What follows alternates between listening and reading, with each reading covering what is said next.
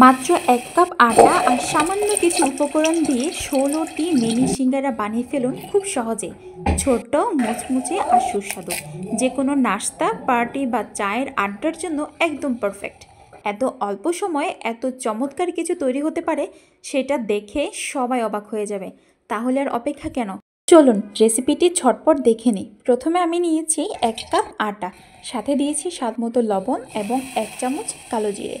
কিছুক্ষণ শুকনো উপকরণগুলো মেখে নিয়ে আমি এখানে দিয়ে দিয়েছি ২ টেবিল চামচ ফুটন্ত গরম তেল। এই গরম তেলগুলো দেওয়ার কারণে সিঙ্গারাগুলো হবে অনেক বেশি মুচমুচে, ক্রিস্পি, একদম দোকানের মতো পারফেক্ট। গরম তেলের সাথে আটাগুলো খুব ভালো করে সময় নিয়ে ঘষে ঘষে মাখিয়ে নিতে হবে।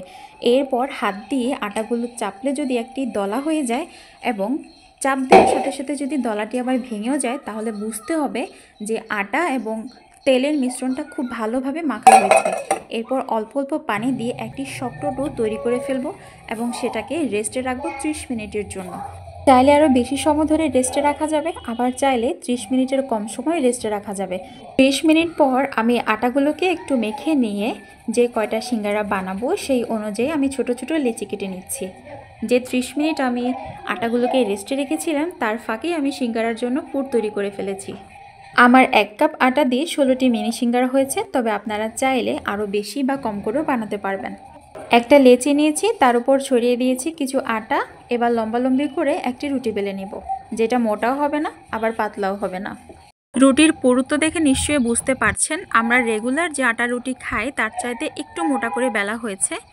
এরপর এই রুটিকে ২ ভাগে ভাগ করে নিয়েছি এবং কাটা অংশে লাগিয়ে দিয়েছি পানি লাগিয়ে এবার সুন্দর করে দুটি অংশকে সিল করে দিচ্ছি। পানি লাগানো অংশটুকু হাত দিয়ে চেপে চেপে লাগিয়ে দিচ্ছি যাতে করে খুলে না পড়ে।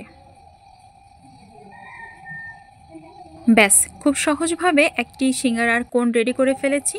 এরপর আমি এখানে দিয়ে দিয়েছি আগে থেকে রেডি করে রাখা সিঙ্গারার পুর। আমি আলু এবং গাজর দিয়ে আজকে পুরটা রেডি করেছি।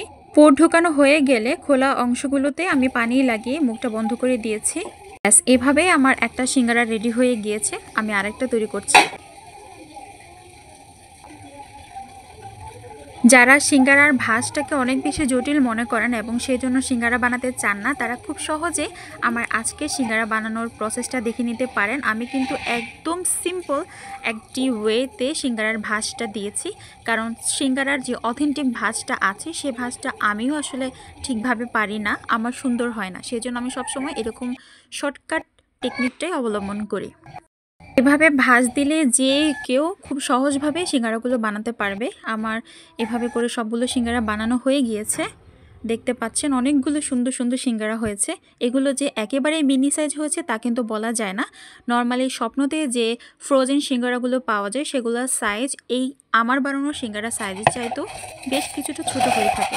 যেহেতু আমি সবগুলো সিঙ্গারা ভাজবো না, কিছু সিঙ্গারা ফ্রোজেন করে রাখবো, সেই জন্য আমি সবগুলো সিঙ্গারাকে ডিপ ফ্রিজে প্রায় ১ ঘন্টার জন্য রেখে দিয়েছিলাম। ১ ঘন্টা পর বের করে একটা বক্স নিয়েছি।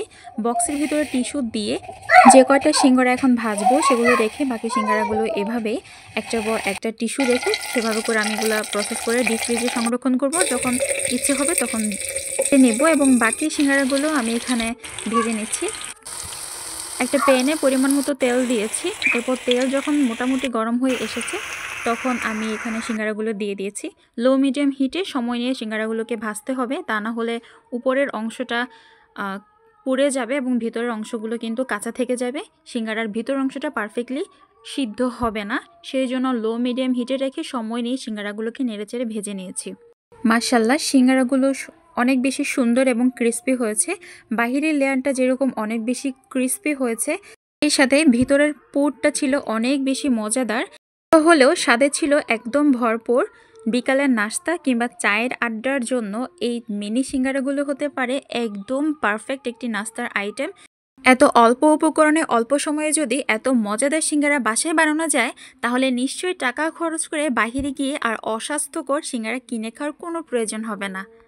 দেখলেন তো কত সহজে বানানো যায়, তাই আর দেরি কেন, চটপট আপনিও বানিয়ে ফেলুন।